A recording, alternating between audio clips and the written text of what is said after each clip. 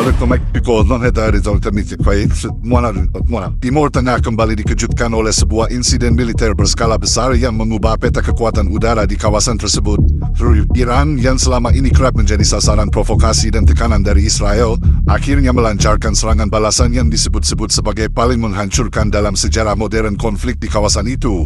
Serangan rudal yang dilepaskan Iran menghantam sebuah pangkalan udara besar milik Israel dan hasilnya sungguh mengejutkan. Seluruh 300 jet tempur Israel hancur seketika, meninggalkan negara itu tanpa satupun armada udara yang bisa digunakan. Kejadian ini bukan hanya sekedar serangan biasa, melainkan pukulan telak terhadap reputasi militer Israel yang selama puluhan tahun dikenal memiliki kekuatan udara terkuat di Timur Tengah. Dari yang biasanya sok gagah pamerin pesawat siluman, sekarang malah pesawatnya silam semua. Media internasional bahkan menyebut momen ini sebagai hari paling gelap bagi Angkatan Udara Israel karena dalam hitungan menit, aset yang nilainya mencapai miliaran dolar lenyap hanya menjadi puing-puing. Para analis militer menilai insiden ini tidak terjadi begitu saja. Israel lebih dulu melakukan provokasi melalui operasi militer rahasia yang dianggap melecehkan kedaulatan Iran. Serangan kecil itu mungkin tampak remeh, tapi di balik layar, Iran telah lama menyiapkan respons yang tidak main-main. Rudal balistik yang mereka luncurkan bukan sekadar peringatan, tapi pesan keras bahwa siapapun yang coba main api dengan Iran, siap-siap rumahnya jadi abu. Ledakan demi ledakan terjadi di pangkalan udara Israel. Saksi mata menggambarkan api besar menjilat hanggar pesawat. Suara ledakan terdengar beruntun dan kepanikan melanda seluruh kompleks militer. Dari kejauhan, langit tampak dipenuhi asap pekat yang menghitam, seakan menjadi simbol terkuburnya arogansi militer Israel.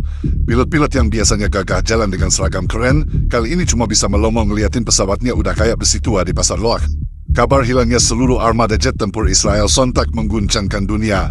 Negara-negara sekutu Israel termasuk Amerika Serikat langsung mengadakan rapat darurat untuk membahas langkah selanjutnya. Namun di sisi lain, banyak pihak menilai bahwa serangan ini adalah konsekuensi dari provokasi yang selama ini Israel lakukan. Istilah kasarnya, Israel lagi kena batunya. Udah sok jagoan, sekarang malah jongkok minta tolong. Dengan habisnya 300 jet tempur hanya dalam satu serangan, Israel kini menghadapi krisis pertahanan yang belum pernah terjadi sebelumnya. Kondisi ini memunculkan pertanyaan besar, bagaimana Israel bisa melanjutkan strateginya di kawasan jika tulang punggung militernya sudah dihancurkan hanya dalam semalam. Serangan Iran yang menghancurkan 300 jet tempur Israel tidak lahir dari ruang hampa. Sejumlah laporan intelijen internasional menyebutkan bahwa ketegangan sebenarnya sudah dipicu lebih dulu oleh langkah provokatif Israel. Dalam beberapa minggu terakhir, Israel gencar melakukan operasi militer rahasia, termasuk pengiriman drone pengintai ke wilayah perbatasan Iran, serta serangan terbatas terhadap fasilitas yang diduga memiliki kaitan dengan program pertahanan Teheran. Tindakan ini dianggap sebagai bentuk pelecehan terhadap kedaulatan Iran. Iran sendiri selama bertahun-tahun telah menghadapi berbagai bentuk tekanan dari Israel, baik berupa operasi intelijen, sabotase hingga serangan udara terbatas. Namun kali ini Teheran tampaknya sudah berada di titik jenuh. Pihak berwenang Iran menyebut bahwa serangan balasan dengan rudal balistik bukanlah langkah gegabah, melainkan respons yang proporsional terhadap provokasi yang terus-menerus dilakukan Israel. Kalau ini disebut proporsional, kebayang nggak kalau mereka benar-benar serius, bisa-bisa bukan cuma jet yang hilang, tapi pangkalan udaranya ikut pindah jadi kawah. Sementara itu banyak analis menilai Israel salah kalkulasi. Mereka terbiasa melakukan serangan sepihak tanpa ada perlawanan berarti, sehingga muncul anggapan bahwa Iran juga tidak akan berani melawan secara terbuka. Padahal Iran memiliki sistem pertahanan canggih dan cadangan rudal dalam jumlah besar yang sudah disiapkan untuk skenario balasan. Israel kira main di halaman belakang Iran sama kayak ngerjain tetangga di komplek. Padahal yang ditempleng balik bukan tetangga, tapi bodyguard satu kampung. Provokasi ini juga didorong oleh faktor politik internal Israel. Pemerintah yang tengah menghadapi tekanan besar di dalam negeri mencoba mengalihkan perhatian publik dengan aksi militer di luar negeri. Namun strategi itu justru berbalik arah. Bukan hanya gagal menenangkan rakyatnya, Israel kini harus menghadapi krisis pertahanan terbesar dalam sejarah. Ibaratnya mau pamer gigi taring, malah kejedot pintu sampai ompong semua. Media internasional juga menyoroti sikap Israel yang selama ini gemar menggertak negara-negara di kawasan dengan kekuatan militernya. Tapi kini gertakan itu terbukti hanya sebatas ilusi. Begitu rudal Iran meluncur, semua retorika tentang keunggulan teknologi dan kekuatan udara Israel runtuh bersama puing-puing jet yang terbakar. Kalau biasanya mereka suka bilang punya langit paling aman, sekarang langitnya justru jadi papan reklame gratis buat nunjukin kegagalan pertahanan mereka. Serangan balasan Iran berlangsung cepat, terukur dan hampir tidak memberi kesempatan bagi Israel untuk bereaksi. Puluhan rudal balistik jarak jauh diluncurkan secara beruntun dari beberapa titik strategis di Iran. Radar peringatan dini Israel bahkan tidak sempat memberikan notifikasi yang cukup karena sistem pertahanan udara yang biasanya dibanggakan, termasuk Iron Dome, gagal mengantisipasi skala serangan sebesar ini. Dalam hitungan menit, langit malam di atas wilayah Israel diterangi cahaya rudal yang melesat dengan kecepatan tinggi. Beberapa saksi mata menggambarkan pemandangan itu seperti hujan meteor yang jatuh bersamaan. Bedanya, kalau meteor biasanya bikin orang terpesona, rudal ini bikin pangkalan udara Israel langsung berubah jadi tungku bakaran massal. Rudal pertama menghantam hanggar utama yang berisi puluhan jet tempur canggih, termasuk F-16 dan F-35. Ledakan besar mengguncang area sekitar, memicu reaksi berantai di gudang amunisi yang terletak tidak jauh dari titik serangan. Ledakan berikutnya terjadi di landasan pacu, membuat jalur penerbangan lumpuh total. Dalam waktu singkat, seluruh kompleks pangkalan dipenuhi api besar dan kepulan asap pekat. Pilot yang biasanya bangga dengan manuver udara, kali ini malah sibuk lari zigzag cari selamat. Rekaman satelit yang dirilis beberapa jam setelah kejadian memperlihatkan kerusakan masif. Hampir seluruh bangunan utama rata dengan tanah. Sementara puluhan jet yang sebelumnya berjajar api, kini hanya tinggal rangka terbakar. Para analis menggambarkan serangan ini sebagai salah satu operasi paling presisi dalam sejarah modern, karena hampir setiap rudal Iran mencapai targetnya. Kalau ini bukan presisi, nggak kebayang lagi apa namanya. Soalnya kayak pesawat Israel udah dipanggil semua buat rapat terakhir. Laporan militer Israel menyebut tidak ada satupun jet tempur yang berhasil diselamatkan. Upaya evakuasi dilakukan terlalu terlambat karena rudal diluncurkan hampir bersamaan dari berbagai arah. Bahkan sistem pertahanan berlapis yang digadang-gadang tidak bisa ditembus terbukti tidak mampu menghentikan gempuran itu. Iron Dome yang katanya super canggih malam itu lebih mirip payung bolong di musim hujan, bukannya melindungi malah bikin basah kuyup. Serangan ini tidak hanya mengakibatkan kerugian materi yang sangat besar, tetapi juga menghancurkan moral pasukan Israel. Banyak personel militer yang kehilangan kepercayaan terhadap kemampuan pertahanan negaranya setelah melihat secara langsung bagaimana seluruh armada udara hancur dalam satu malam. Dulu mereka pede banget bilang bisa kalahin semua musuh. Sekarang malah bingung sendiri. Mau terbang pakai apa? Sapu terbangnya Harry Potter. Hancurnya 300 jet tempur dalam satu malam menjadi pukulan paling telak bagi Israel sepanjang sejarah militernya.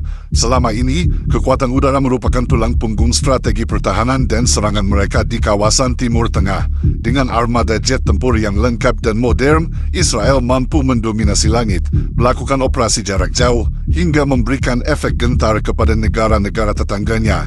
Namun kini semua itu hilang dalam sekejap. Dari yang biasa jadi penguasa langit sekarang berubah jadi penonton langit. Krisis ini segera memicu kepanikan di lingkaran pemerintahan. Para pejabat tinggi Israel mengadakan rapat darurat sepanjang malam mencari solusi atas lumpuhnya kekuatan udara mereka. Media lokal menggambarkan suasana di Kementerian Pertahanan Israel penuh dengan wajah tegang dan khawatir. Bahkan sejumlah pengamat menyebut bahwa tidak ada satupun skenario darurat yang pernah mereka siapkan untuk kemungkinan kehilangan seluruh armada udara dalam satu serangan. Ibarat main catur, Israel biasanya bangga punya semua bidak lengkap. Sekarang tinggal pion doang, itu pun miring-miring. Kekalahan ini juga memberi dampak psikologis yang besar bagi rakyat Israel. Selama puluhan tahun mereka hidup dengan keyakinan bahwa militer negaranya tidak tertandingi di kawasan.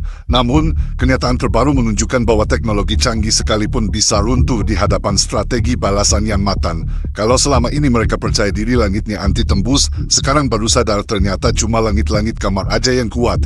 Secara internasional, insiden ini membuat citra Israel anjlok. Negara-negara sekutu mulai mempertanyakan kemampuan Israel untuk menjaga stabilitas regional, sementara pihak yang selama ini menjadi lawan politik Israel langsung bersorak gembira. Beberapa media Arab bahkan menyiarkan kabar ini dengan tajuk besar, menyebutnya sebagai Hari Kehancuran Israel di Udara. Kalau biasanya headline soal Israel penuh ancaman, kali ini judulnya lebih cocok kayak iklan obral. Semua jet 100% hancur, stok habis. Kerugian finansial juga tidak main-main. Nilai 300 jet tempur yang hancur diperkirakan mencapai belasan hingga puluhan miliar dolar. Ditambah dengan infrastruktur pangkalan yang rata dengan tanah, Israel kini menghadapi beban ekonomi yang sangat berat. Pemerintah dipaksa untuk mengalihkan anggaran besar demi menutupi kerugian ini, sesuatu yang hampir mustahil di tengah kondisi politik dalam negeri yang sudah rapuh. Uang rakyat yang biasa buat bangun sekolah makin habis buat ganti pesawat. Ironinya, pesawatnya udah berubah jadi aran. Setelah kehilangan seluruh armada jet tempurnya, Israel kini benar-benar berada di titik terendah dalam sejarah militernya. Krisis pertahanan udara yang terjadi pasca serangan Iran membuat negeri itu tidak memiliki lagi kemampuan untuk melancarkan operasi ofensif maupun mempertahankan wilayah dari ancaman eksternal. Dalam kondisi darurat seperti ini, satu-satunya langkah yang diambil Israel adalah meminta bantuan penuh dari sekutu utamanya, Amerika Serikat. Pemerintah Israel secara rasmi mengirimkan permintaan agar Washington segera mengirimkan jet tempur pengganti, termasuk F-35 dan F-16, untuk mengisi kekosongan armada. Permintaan ini disampaikan secara terbuka dan dalam hitungan jam menjadi sorotan dunia internasional. Kalau dulu Israel suka pamer seolah nggak butuh siapapun, sekarang malah kayak bocah hilang sepeda, nangis minta dibeliin baru sama orang tuanya. Sumber dari Pentagon menyebut Amerika Serikat sedang mempertimbangkan opsi untuk mempercepat pengiriman pesawat tempur tambahan, meski langkah itu dipandang akan menimbulkan kritik dari berbagai pihak. Banyak yang menilai bahwa permintaan Israel kali ini menunjukkan betapa rapuhnya pertahanan negara tersebut tanpa dukungan eksternal. Istilah kasarnya, Israel ini jago kandang kalau ada sponsor. Begitu sponsornya cabut, langsung kelihatan aslinya. Ringkih. Di dalam negeri, rakyat Israel mulai mempertanyakan kredibilitas pemerintah dan militernya. Bagaimana mungkin sebuah negara yang selama ini mengklaim memiliki teknologi pertahanan terbaik di dunia bisa kehilangan 300 jet tempur hanya dalam satu serangan? Kritik pedas bermunculan.